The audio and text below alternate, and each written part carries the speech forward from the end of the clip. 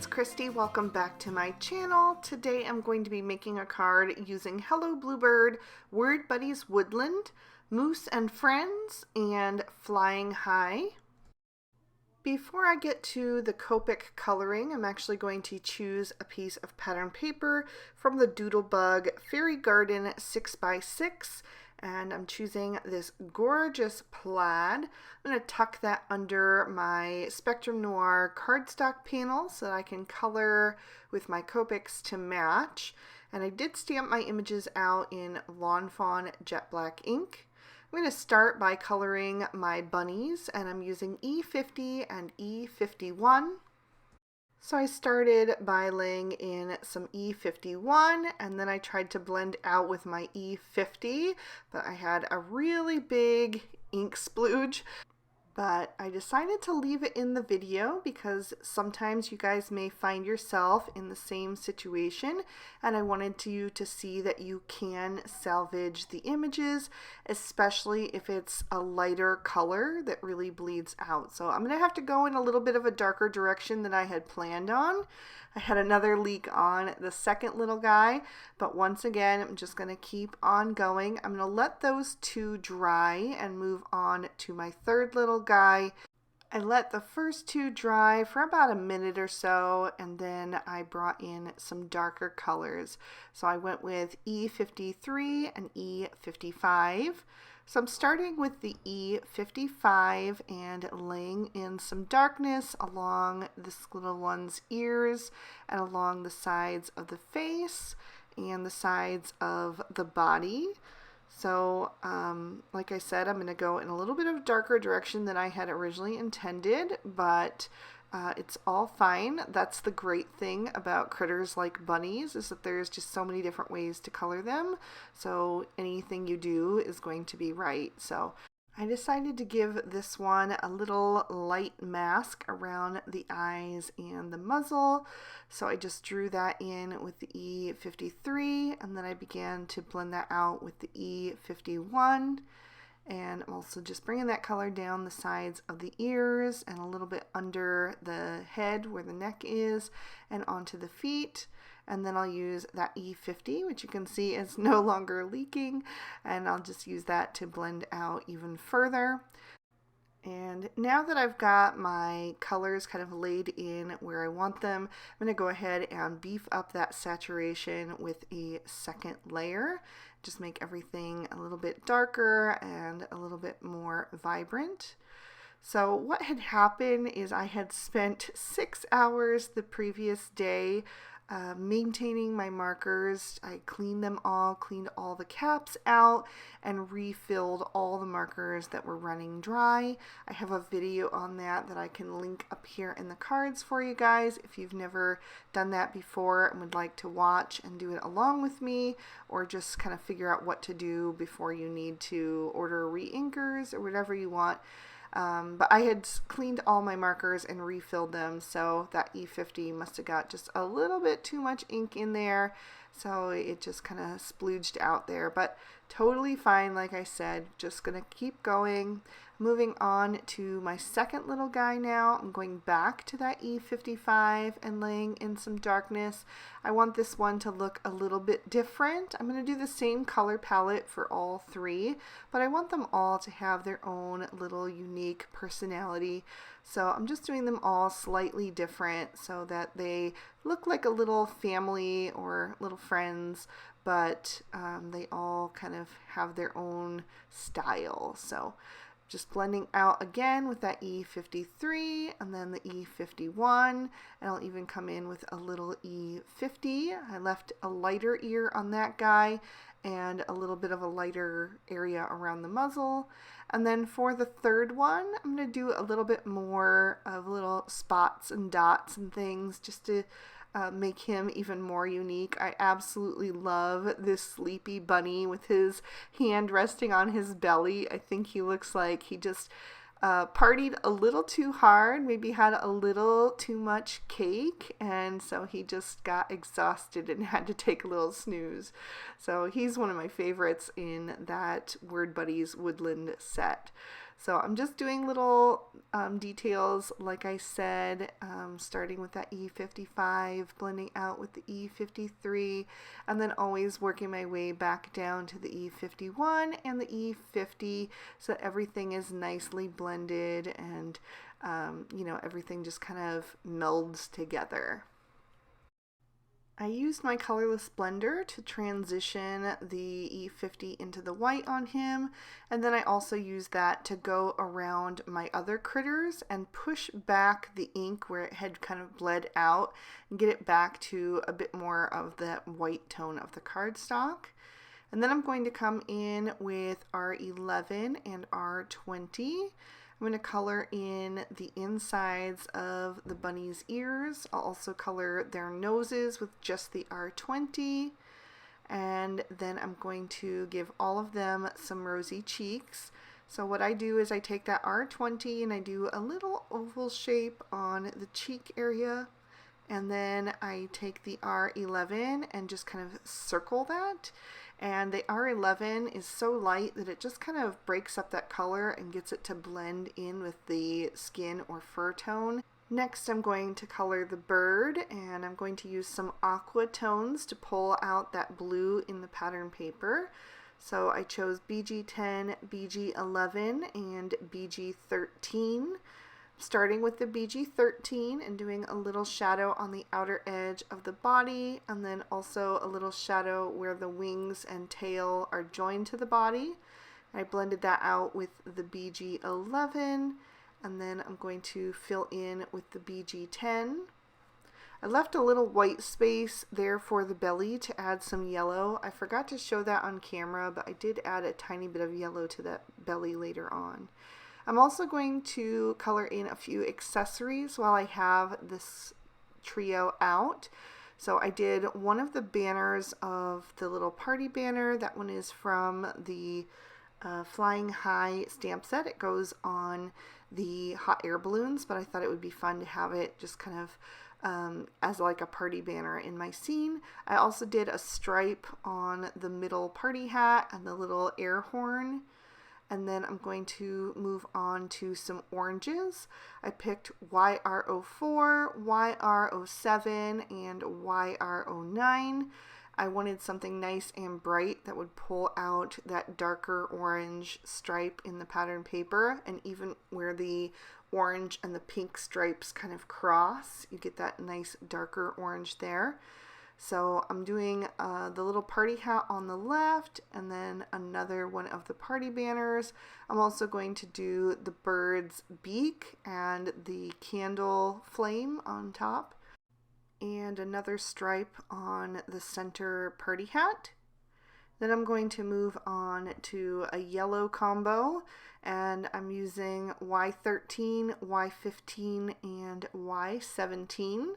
Since I have no red in this palette, I decided to do a yellow mushroom. I just thought that would be a fun little detail. And I also did the end of the little party horn. I'm going to do the star on the top of the third party hat. And of course, another stripe on the center party hat and one of the party banners as well. I'm shading all of those banners at the bottom and on the right with the highlight on the left. And then I also did the cupcake liner for my cupcake. I just put the darkest at the bottom and blended toward the top. My next combo is going to be a hot pink, and I chose RV13, RV14, and RV17. So I'm going to do the third party hat and the pom-pom on the top of the center party hat. Just doing both of those at once since they're super quick and small. And my RV13 looked like it was going to leak, so I quickly pulled off the other cap to kind of equalize the pressure inside the barrel, and that worked just fine to staunch the flow. And then I did another of the party banners, and I'm going to do the candle on the cupcake and also the heart-shaped balloon. So for that, I chose to use the R17 toward the bottom and kind of on the left, since I knew I was going to put it on the left-hand side of the card. And then I blended out with the RV14 and left the center for that highlight shade, the RV13. And just blended that out really well.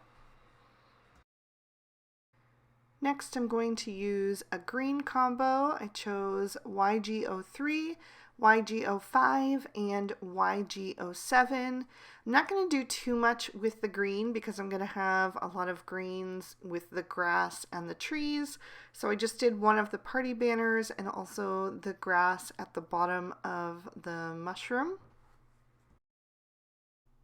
And then I wanted to add in some purple to kind of signify where the pink and the blue stripes merge on that pattern paper. Gives you that really pretty violet shade.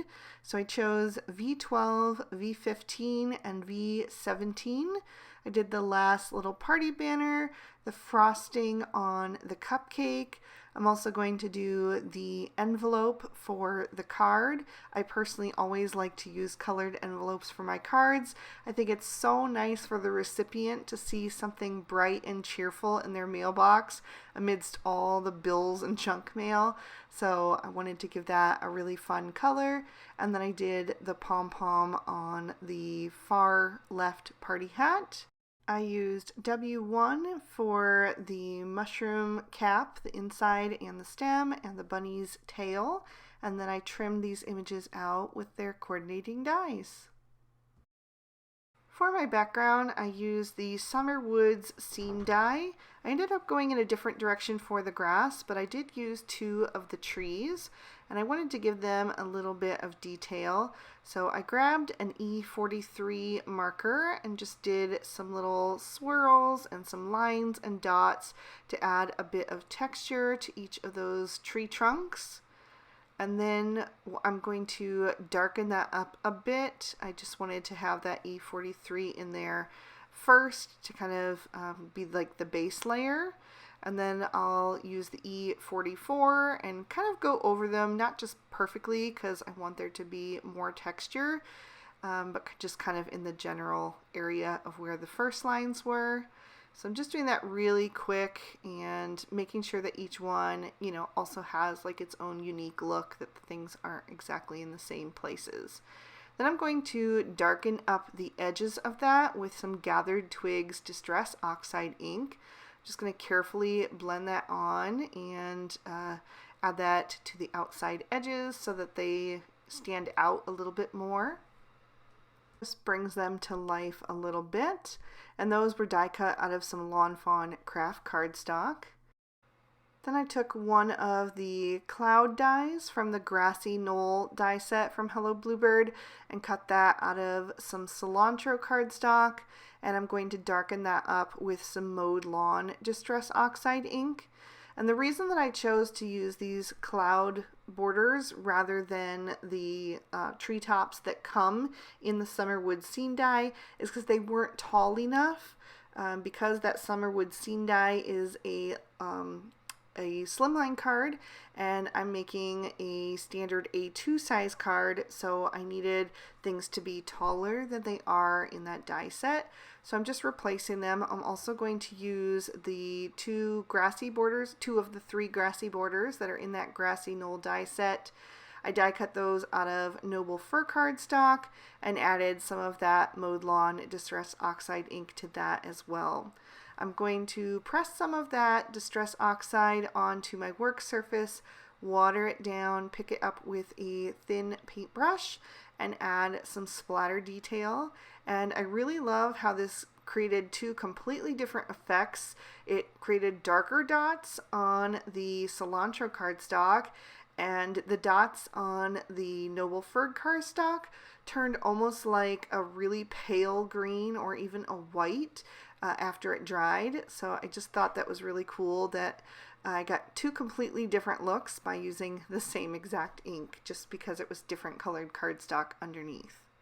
For the sky in the background, I'm taking a piece of Bristol Smooth Surface cardstock and using the Lawn Fawn Cloudy stencil and adding some Salvage Patina Distress Oxide ink.